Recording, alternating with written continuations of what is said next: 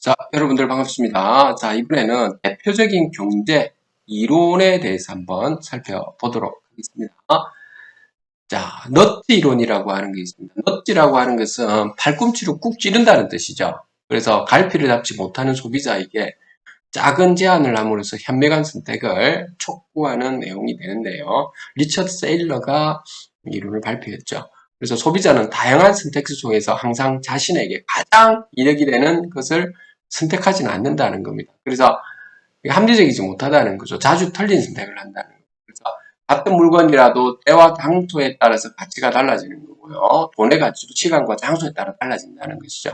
그래서 예를 들면 미국에서 기업 연금 가입자를 급등시킨 방법인데, 그러니까 처음에는 그 기업의 연금 가입자를 많이 안 하려고 했던 이유가, 왜냐하면 기업체에서 절반을 내는데도 불구하고 가입을 안 했는데, 이제 요걸 좀 선택표를 단순화시키니까 많이 이제 가입하더라는 겁니다. 그 잡지 정기 구독자가 일반적으로 이게 줄지 않는 이유는 이제 해지 절차를 굉장히 복잡하게 하면 된다는 것이죠.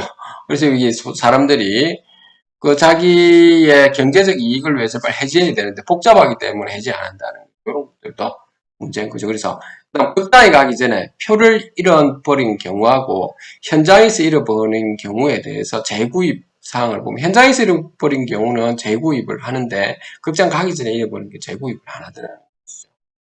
그다음 도박으로 딴 돈은 도박에 써버리는 경향이 좀 강하다는 이런 부분이 넛지로 대표되는 거고요. 콩코드의 오류라고 하는 게 있죠. 콩코드라고 하는 것은 1960년도에 영국과 프랑스가 공동 개발을 계획한 항공기에서 일어난 거죠. 그래서 유럽과 미국을 불과 3시간 만에 연결할 수 있는 꿈의 항공기 프로젝트에 있죠. 근데 소음 문제라든지 연료비 상승, 또 비싼 탑승 요금 때문에 문제가 발생한 거예요. 그래서 왜 이게 오르냐 하면 투자를 많이 한 프로젝트는 도중에 실패를 깨달아도 그만두기가 어렵다는 거죠. 그래서 이게 그냥 그만두어야 되는데 매몰 비용이라고 우리가 보통 하죠. 그래서 예를 들면은 우리가 어떤 경우는 거액의 교육비를 투자해가지고 뭐 의대를 보내려고 하거나 이런 부모들이 있죠. 이런 경우에 나중에 내가 자녀가 그쪽이 아니라고 해도 본인이 계속 그쪽으로 하는 경우가 있고요. 또 악천후 담음보다는 용기 있는 하산이 중요한데도 굉장히 예를 들어서 에베레스트 산에 가는데 악천후인데도 끝까지 가려고 하는 이런 경우는 콩코드 거리에 속한다고 하죠. 그다음 상호성의 법칙이라고 하는 것도 있죠. 이건 뭐 상호성은 사람은 타인이 자신에게 무언가를 해주거나 물건을 주면 상대방에게 감사해야 한다는 강박관념과도 같은 심리가 좀 작동한다는 겁니다. 그래서 그와 더불어 대조성은 인상이 강한 대상과 약한 대상을 차례를 보여주면 대조가 더욱 강렬해진다는 것이죠. 그래서 로버트 치알딘이라고 하는 분이 상호성의 법칙을 했는데, 예를 들어서 마트의 시식코너 같은 경우에서 하나 주고 나면 먹고 난 다음에 안 살 수 없는 이런 또 뇌물 같은 경우죠. 그래서 그 전략상으로 보면 보통 또 이런 경우도 상호성에 큰 부탁을 여러분들 어떤 사람이 한 후에 거절할 줄 알고 이불로 큰 부탁을 하고 그다음 작은 부탁을 성공시키는 거절 후에 양보하는 이러한 기술들 있죠. 예를 들어서 한 1억을 빌려달라 해서 안 해줄 걸 아는데 이불로 1억을 빌려준다고 100만 원만 빌려달라라는 식으로 한다든지 이런 건 가능하다는 거죠. 그 다음에 처음에는 작은 부탁을 먼저 하는 거죠. 뭐 이런 경우도 많죠. 뭐 20만 원, 100만 원 정도 투자하면 뭐 수익금이 뭐 10% 준다. 그 수익금 주겠죠. 일반 처음에. 그래서 나중에 돼서 거액이 됐을 때 도망가는 거죠. 이런 것들도 상호성의 법칙의 일종이라고 보면 됩니다. 자, 재수의 딜레마 여러분들 많이 들어봤을 텐데, 딜레마는, 자, 인간은 그 상대방과 협력할 때 좋은 결과가 나온 것을 알아도 있죠.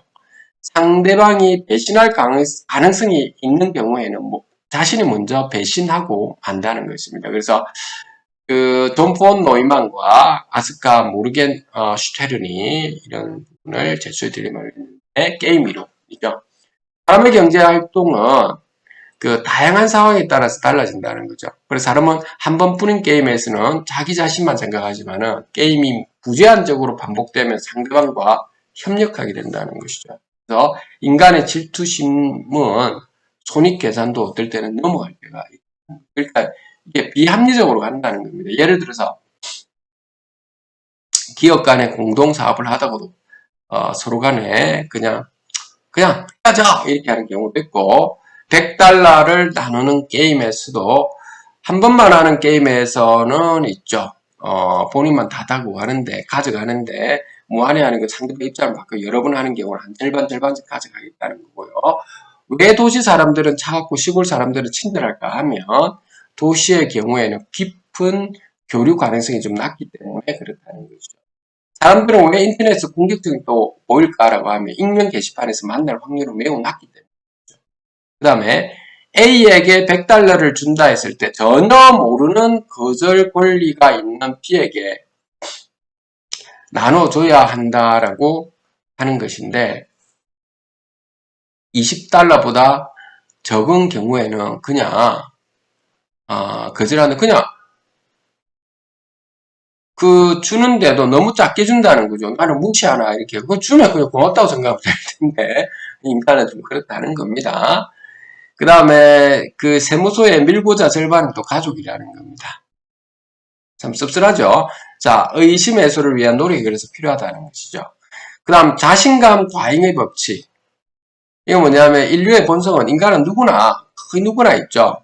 자신에 대한 평가를 객관적인 수치보다 높이 지금 설정합니다. 그래서 인간관계에서 중요한 법칙은 나에 대한 남들이 실제 평가는 있죠. 나 스스로의 평가보다도 일단 낫다는 겁니다. 그러니까 좀 겸손해지자는 겁니다. 상품 선택의 법칙은 매출 원칙, 즉 수많은 종류의 그 수많은 종류의 그 잼보다는 있죠. 적은 종류의 잼을 진열해야 매출이 높아진다. 이게 왜냐하면은 지금 인간도 있죠. 너무 다양한 걸 싫어한다는 겁니다. 나 아이엔가가 이야기한 건데 사람은 선택지가 많으면 불안감을 느껴서 판단이 좀 진중해진다는 겁니다. 그래서 선택지가 많으면 사람에 따라서는 필요 이상으로 정신적인 부담을 느끼기도 하고 틀린 선택 때문에 후회하는 일을 싫어하기 때문이라는 전망이론이라는 것들도 있죠. 손실 회피의 법칙이라고도 하기도 하죠. 인간은 천 원을 버는 일에 끌리기보다는 천 원을 잃는 것을 두려워하는 것이죠.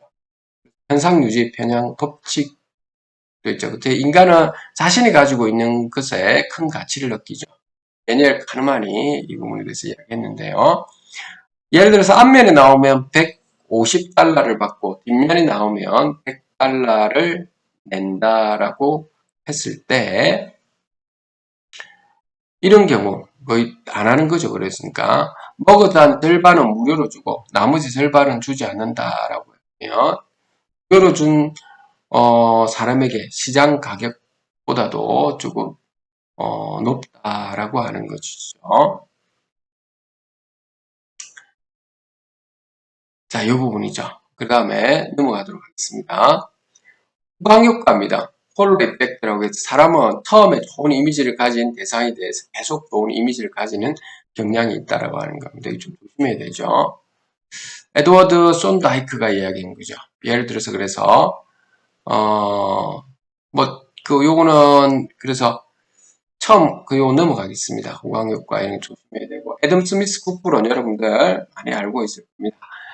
다시 한번 볼까요? 경제에서는 독점은 절대악이라는 것입니다. 그래서 저 같은 사람들이 풍족한 사회가 최선의 사회다라고 했었고요. 세금은 각자의 능력에 따라 부담해야 한다는 것. 그리고 공평해야 하고 세금을 정하는 방식에 명확해야 하고 납세가 쉬워야 하고 징세하는 데는 드는 비용이 저렴해야 된다는 거죠. 자본주의에 대한 뜻은 여러분들 이거 알고 있어야 됩니다.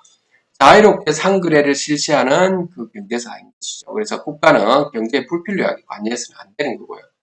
자본가가 사업에 투자하는 과정에서 일자리를 얻고 임금을 받는데 지나지 않는다라고 하는 것이죠. 현대에서는 자본주의가 아니고 그 자유주의 경제로 지금 가고 있죠. 마르크스 자본론, 이건 노동자가 반드시 자본가에게 탁진당한다는 것이죠. 그래서 카를 마르크스가 했고요. 모든 것을 평등하게가 현실적으로 불가능했기 때문에 그 당시 있었죠. 일단 케인즈의 경제 이론 여러분들 많이 들어보죠. 불황일 때는 정부가 공공 투자해야 된다는 거고, 불경기일 때는 금리를 낮춰야 한다. 그 다음 그레시엄의 법칙은 악화가 양화를 구축한다. 그렇죠? Bad money drives out good이라고 해서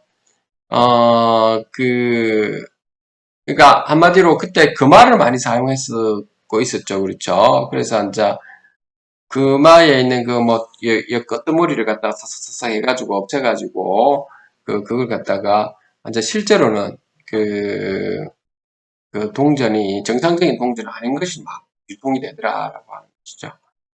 샤트의 경제 이론. 모든 상황에 통용되는 경제 법칙은 없다라고 하는 것이죠. 경제에서 혼자만이 승리할 수는 없다. 그래서 참 중요한 내용인 것 같습니다. 국제 경제에서 계속 흑자만 기록하는 나라는 진정으로 풍요로울 수가 없다는 거죠. 도덕 경제 합일설이라고 해서 당사와 공익은 일치해야 한다. 이런 거 있었죠. 슈페트의 경제 이론은 호경기는 기술 혁신을 통해서 다가온다라고 하는 새로운 상품의 개발, 새로운 생산 방법의 개발, 새로운 시장의 개척, 자원의 개발, 개척이라든지 새로운 조직 형태의 개발이죠. 그 다음에 그 경제에서 기본 원칙, 요즘 현대에 와서 기본 원칙이 뭐냐면 과학이나 수학같이 명확한 해답이 있는 분야가 아니라는 거죠, 경제는. 그래서 경제는 복잡하기 때문에 원인과 결과의 인과관계를 명확히 해명하기도 어렵다는 것이죠. 그래서 명확한 검증 방법이 없기 때문에 극단적인 사상이 힘을 얻기 쉽다는 점을 우리는 명심해야 되고 우리 경계해야 된다는 겁니다. 다음 골드스미스 노트 이론이라고 해서 중세시대 때 금세공인이 고객의 금을 보관하면서 보관증을 발행했죠.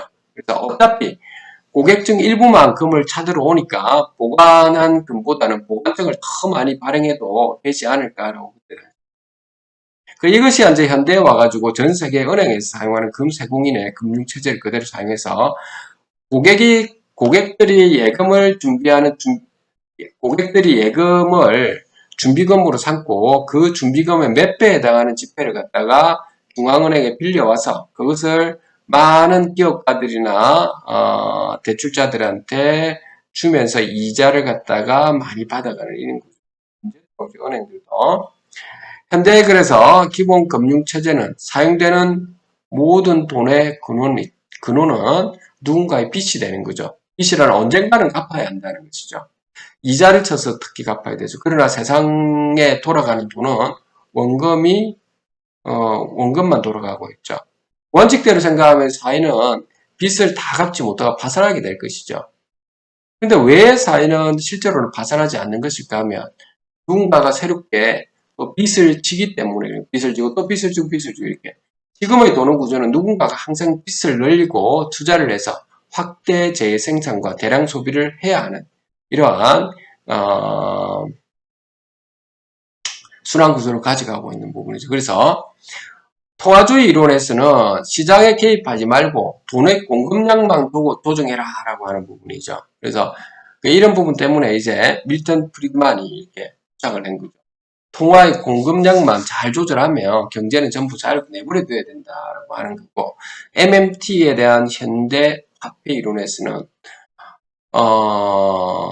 렌달레이라고 하는 부분이 있는데, 정부는 재정 적자를 신경 쓰지 않아도 된다는 겁니다. 그래서 자국 통화로 국채를 발행하는 나라는 재정 적자를 갖다가 신경 쓰지 않고 국채 발행을 늘릴 수가 있다는 거. 국채의 발행량을 적절히 조절하면 비정상적인 인플레이션도 일어나지 않는다. 그래서 보통 이 두 가지를 우리가 요즘은 같이 사용하고 있는 거죠. 오늘 여러분들 기본적인 경제 이론에 대해서 한번 전체적 흐름을 한번 여기까지 하도록 하겠습니다.